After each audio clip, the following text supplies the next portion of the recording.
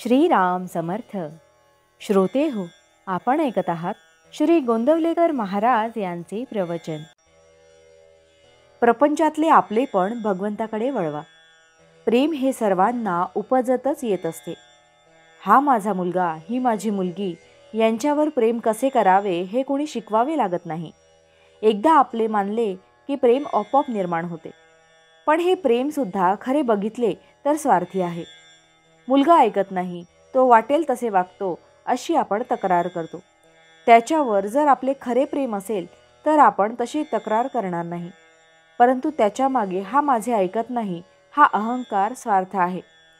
एक गृहस्थ मला भेटले. त्यांना मी विचारले, झाले का मुलाचे लग्न? ते म्हणाले, नाही, उद्या आहे. मुलगा चांगला वागतो का असे मी विचारल्यावर ते म्हणाले, आत्ताच नाही सांगत, 6 महिन्यांनी सांगेन. स्वार्थाचे प्रेम इतके अशाश्वत आहे. मला सांगा, अशा स्वार्थाच्या प्रेमापासून सुख कसे लाभेल? प्रपंचात आपण केवळ कर्तव्यबुद्धीने वागावे. मग मुलगा माझे ऐकत नाही हा प्रश्नच उद्भवणार नाही. खरोखर प्रपंच हा एखाद्या प्रयोगशाळेसारखा आहे. कॉलेजचे शिक्षण पुरे करण्यासाठी काही महिने तिथे शिकावे लागते असे म्हणतात. त्या प्रयोगशाळेतून काही उत्पादन काढण्याचा उद्देश नसतो. फक्त मुलांना शिकवण्यासाठी त्याचा उपयोग होतो. तिथे सर्व काही शिकून घ्यायचे असते. ते किती उपयोगी पडेल, त्यापासून किती फायदा होईल याची अपेक्षा ठेवायची नसते. त्याप्रमाणे प्रपंच ही परमार्थाची प्रयोगशाळा समजावी. आजपर्यंतचा आपला अनुभव पाहिला तर आपण केले असे थोडेच असते. म्हणून परिस्थितीबद्दल फारशी काळजी न करता आपण आपले कर्तव्य तेवढे योग्य रीतीने करावे. आपल्या वृत्तीवर परिणाम होऊ देऊ नये. प्रत्येक गोष्ट घडायला योग्य वेळ काळ यायला लागतो. तेव्हा कर्तव्य बुद्धीने वागून काय ते करा आणि भगवंता, हा प्रपंच तुझ्या इच्छेने चालला आहे असे म्हणा. म्हणजे आपोआप भगवंताचे प्रेम लागेल. प्रपंचातले जे आपलेपण आहे ते भगवंताकडे वळवा. घरातल्या मंडळींवर निस्वार्थ बुद्धीने प्रेम करायला शिका.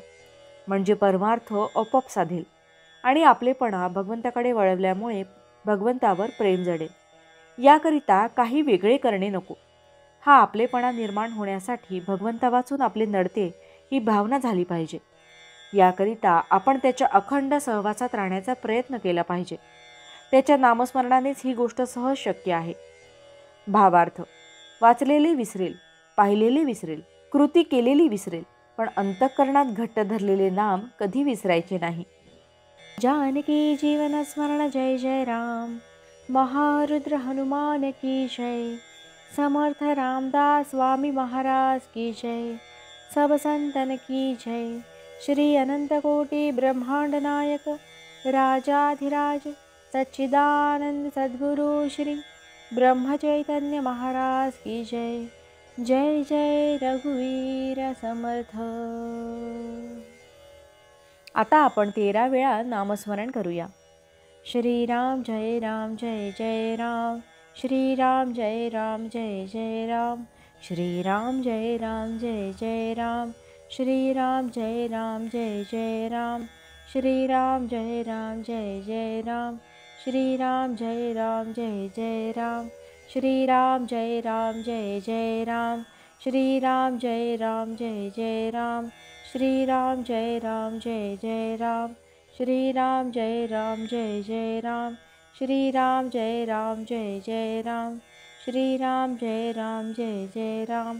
श्रीराम जय राम जय जय राम. जय श्रीराम.